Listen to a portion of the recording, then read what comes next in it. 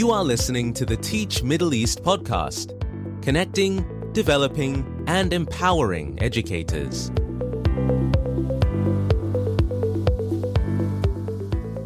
Hey everyone, this is Lisa Grace welcoming you back to another episode of the Teach Middle East podcast.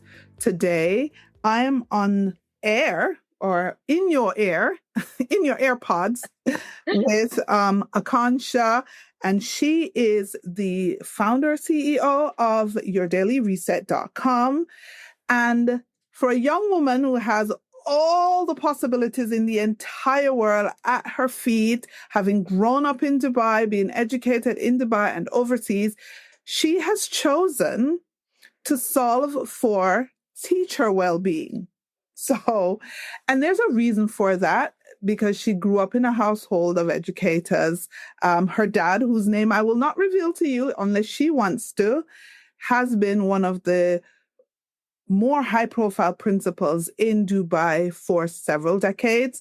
And so I think it's understandable why she would want to solve for teacher well-being. And I think it's actually commendable. And that's why I wanted to have her on the pod. So welcome to the podcast, Akansha. Thank you so much, Lisa, for having me. And I think you're absolutely right. Out of all the things I could do, I chose to do teacher well-being because it's something I'm really passionate about, having seen it firsthand growing up in a home, with educators. Both my parents are educators, and I always like to joke. I used to be a journalist before I became an entrepreneur. So I just love to say that I'm a sucker for punishment, going from political journalism to starting something of my own and going through the highs and lows of that. What was it like growing up with parents who were educators? How did that feel? I think there was a lot of emphasis on education for us. But it also helped that both my parents were in the industry on the administrative side. So they knew how to raise us in a home where we were given space to explore what we wanted to in our careers. And it wasn't the typical, pick engineering, law, medicine, whatever it is. You can choose and pursue your passion. So since I was in grade 1, I knew I wanted to be a journalist. And in grade 1, I, in fact, convinced my dad to call up someone at the College Times and just, speak to them and be like, okay, my daughter wants to shadow you and learn everything. So, and she's only in grade 1, but she's so persistent.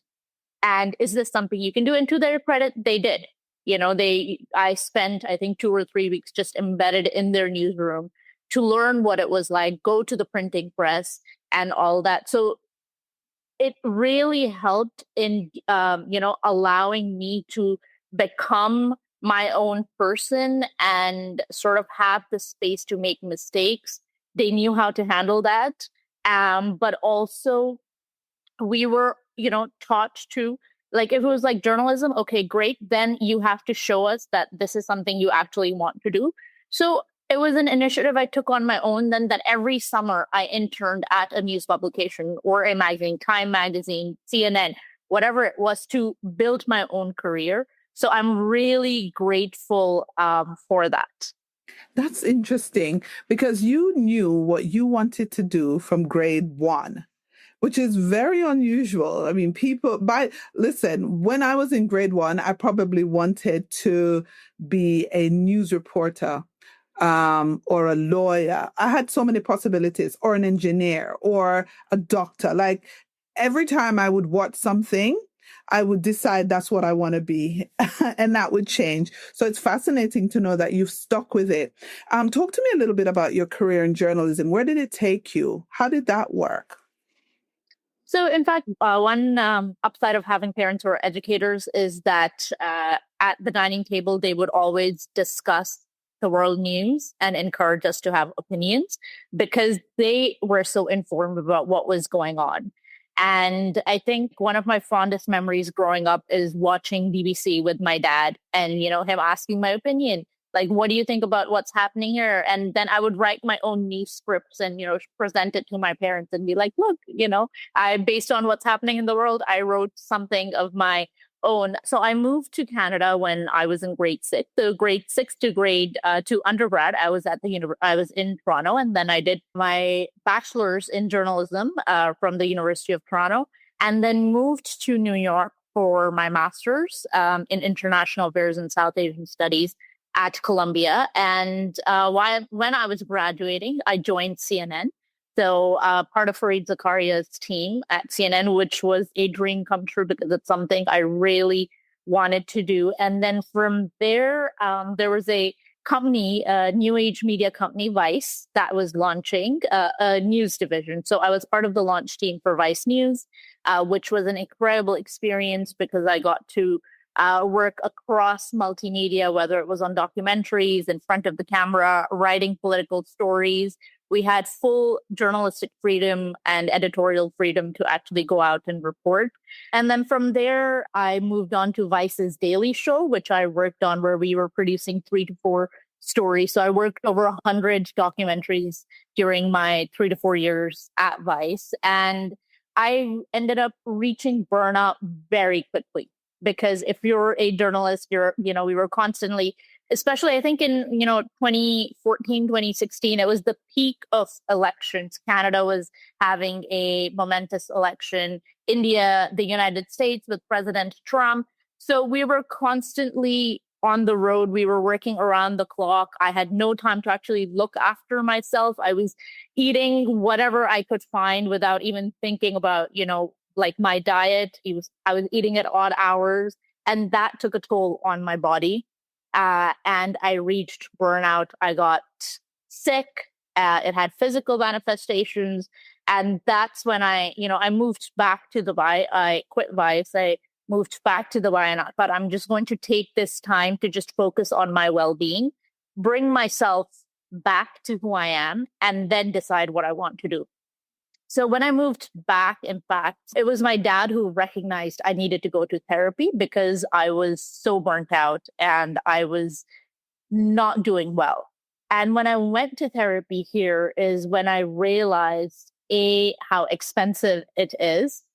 Even though my parents were like, we'll pay for it, don't worry, just go get the help you need. But then I started thinking like the average cost of therapy as of recently in the UAE, it's around 1,200 dirhams, which is very expensive. You are, a culturally sensitive therapy is limited when you're looking at the cultural context as well. And therapy is often a last resort. So it's a reactive approach to well-being. And that's how the idea of reset came to be. So that's how my journalism career brought me to where I am today. Yeah. And why did you choose education and teachers in particular? I think we were looking at industries where there's a lack of well-being support, or at least there is a gap in people accessing proactive and affordable well-being support. And teachers is one key area, especially considering how high the burnout rates are. Teacher attrition is a critical concern in the industry. And there's a lot of pressure that teachers are under, a lot of stakeholder expectations and pressure. And for us at Reset, we're on a mission to help make the UAE the number one country in the world when it comes to citizen well-being. And with that mandate for us, addressing teacher well-being is an important part of it, because if teachers don't have the well-being support, you're going to see the trickle-down effect across the school, across the students, and in society. Yeah, I actually agree with you. But I wonder how such a big, audacious issue can be tackled by maybe a private entity. How do you hope to do that? What are you doing? I think for us, if one thing that being a journalist has taught me is persistence and never giving up. So for us, we've, in the time that we've been working on teacher well-being at Reset, we've developed incredible partnerships with educational institutions to focus on teacher well-being. In fact, Teacher Appreciation Week is coming up, and we've partnered with, just as of yesterday, we've partnered with one school in Dubai. I cannot name the school yet because it's a surprise for the teachers. So I don't want to reveal it yet. But we've partnered for Teacher Appreciation Week to be able to have wellness, days for teachers to take time out, to focus on their well-being, to de-stress, to work through any pent-up emotions. But for us, it's even if we start small and make an impact in one school, I think that's a success for us because that then has an effect across different stakeholders in society. We recently, I think 3 weeks ago, completed 2 wonderful days at GEMS Modern Academy, where we led, teacher wellbeing mornings for their entire staff to allow, and it was science-packed workshops and wellbeing experiences to allow them to equip themselves with the practical tools and micro habits to look after their well-being. And the other thing that we've noticed when we work with schools is a lot of times well-being falls under the purview of pastoral care, or it falls under the purview of the school counselor. And when we talk to those people, they tell us that we don't have the bandwidth, we don't have the capacity. And that is where we step in at Reset to be able to support them in their mandate and to be able to provide teachers with well-being support across the school. Yeah, I got a quick question for you. So a lot of school leaders listen to the Teach Middle East podcast, and they might be thinking, how do I recognize that my staff might need a reset or might need reset, playing on that word a little bit. What are they looking for? What are the signs? Burnout. What do we mean by burnout? So with that, keep an eye out for how your staff is showing up in staff meetings. Do you see that they're not as engaged? Is their morale dipping? Are they sending emails after work hours? Have you seen an increase in sick days, in teacher absenteeism? Have you seen a drop in academic outcomes as well? Talk to your students. One of the things that we've done at Reset is actually speak to students and understand whether it's something that they notice if their teachers are not doing okay. And every single student from grade 1 onwards till grade 12 has told us, I know when my teacher is having a bad day. I know when my teacher is not doing okay. And we've also had, kids say, it makes me sad, it makes me anxious, it makes me stressed out. I walk on eggshells around my teacher. And I think the easiest way that you can do this, and because we're so passionate about teacher well-being at Reset, we've created a free teacher well-being assessment for schools. So it costs you nothing. It's anonymous. All you have to do is just send it out to your staff, and you're going to get the data that'll allow you, real-time data, that'll allow you to gauge what the well-being assessment is in your school, what the areas of concern are, where actually they need support, like specific areas where they need support. So you don't have to do the guesswork. You can just focus on actually bridging that gap and providing solutions. So how much of it is the responsibility? Because there's such a balance. And I'm putting my former school leader hat on and I'm going, how much of the teacher's well-being is my responsibility and how much of it is theirs? Because I can't, as a school leader, really, within reason, be completely responsible for everyone's well-being all the time. So where's the balance? That's fair. That's absolutely fair. But school leader has to recognize that because as a leader, you have to take the initiative and step forward. So if your teacher's well-being levels are dipping, it's going to have a direct impact on your school reputation, parent feedback, your, even inspection ratings at some point. It's going to other teachers in the teacher community are going to talk. It's going to have, whether you like it or not, whether you do something about it or not, it's going to have an impact on your school and your legacy as a leader. So I would recommend that, at some point leaders just take the initiative and step up. But the other thing, what we also recognize is that teachers or anybody needs to be an active stakeholder in their own well-being, which is why our programs are focused on being more proactive. So that before a challenge snowballs into a crisis, teachers have the tools and the micro habits they need to focus on their well-being. And we're not coming into a school and saying we're taking away all stress. That's not possible. And that's not realistic. What we're coming in and saying are that we're able to equip your teachers with psychological tools, we're able to set the foundations of psychological safety in your school. We're able to provide your teachers with science-backed tools to look after their own well-being in moments of crisis, to embed it into their daily lives, and for you to be able to embed well-being into the fabric of your school culture, whether the teacher has been there for 30 years or whether you're onboarding new teachers. I get it. And I know it's a big responsibility to carry for school leaders. So I want to go down a little bit more practical route. What are some of the things that you recommend that teachers do in order to ensure their well-being isn't compromised, that they don't head directly to burnout?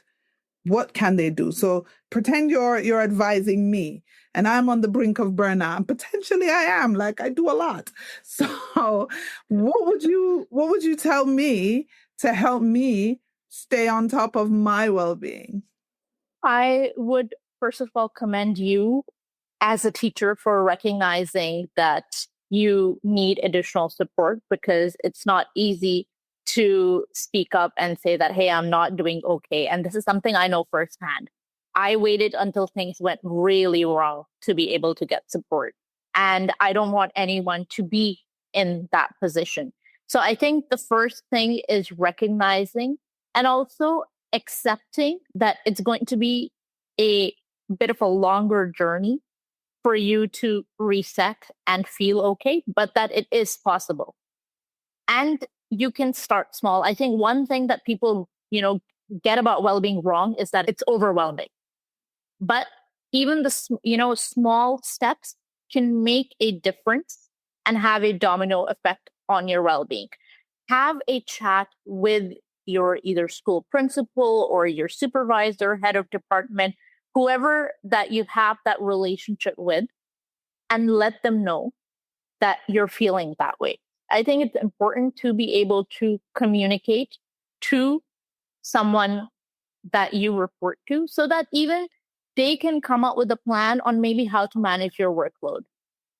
Or if you're in charge of extracurricular activities, that you can get additional support there, or that can be taken off your plate. Anything to be able to manage your workload. That is, I think, a key step to begin with. The other thing is to be kind to yourself. Maybe there will be some days you won't be able to meet all deadlines or get everything off your plate, and that's okay. One of my favorite sayings is that if you have 40% to give today and you've given 40%, you've given 100%. And I think that's something that teachers need to recognize, is that not all days you will be able to show up fully. And that's okay. That's okay. You're doing a lot. The other aspect I would say is look for resources, free resources, or if your school has any resources, feel free to reach out to us. We have a lot of free resources as well that you can access to look after your well-being, whether it is learning box breathing to work through those anxious moments, or any other tools, or any somatic movement experiences to release pent-up emotion and stress. Anything small that can help you just reset in the moment, I think, and that you can even do while driving to school, or between lunch break, or even before a class, get box breathing, anything else that will just take 5 minutes out of your day to get you through. I think the focus has to be on small incremental steps. And I think outside of work, try to go work out. I know that it's been, said time and again, but try and just find at least a half hour. Maybe summer's coming up, go walk in the mall, go to a yoga class, anything where you feel that you're reconnecting with yourself, even if it's just grabbing a cup of coffee by yourself, any time you can take out for yourself will also help you reset and recalibrate. And I think finally is to seek well-being support and, actually get targeted intervention and help for burnout. Mm-hmm. And so to bring the podcast to kind of wrap it all up, what are your hopes? Like, where do you see Daily Reset going? And what are your hopes for teacher well-being nationwide? And how do you even see that happening? I think for us at Reset, we're almost 5 months into the year, and we've already had a very exciting year with partnerships. We're working with institutions such as Canadian University Dubai, NYU Abu Dhabi is a long-standing partnership of ours. And we're seeing a lot of momentum in the education space when it comes to teacher well-being, when it comes to staff well-being. And we're really excited with what the year is going to bring, particularly because of the conversations we're having with school principals who are recognizing the need for teacher well-being support and programs, And I think for us at Reset, it's something that we're so passionate about. And it's something that, it's not going to be easy, but we're doubling down on it because it's something we really believe in. It's a mission and passion that we really believe in. And we know that change is possible and change can be made. And for us, our aim is to be able to contribute to the vision of the leadership of the country. And well-being is a key pillar of that. The National Wellbeing Strategy 2031, that's a key pillar.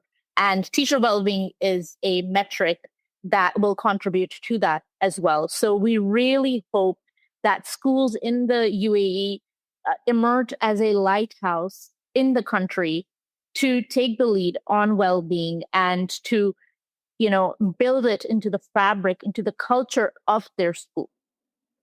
That's a really lofty but worthwhile goal. Thank you so much, Akansha, for being on the podcast with me today. Thank you so much, Lisa, for having me. Thank you for listening to the Teach Middle East podcast. Visit our website, teachmiddleeast.com, and follow us on social media. The links are in the show notes.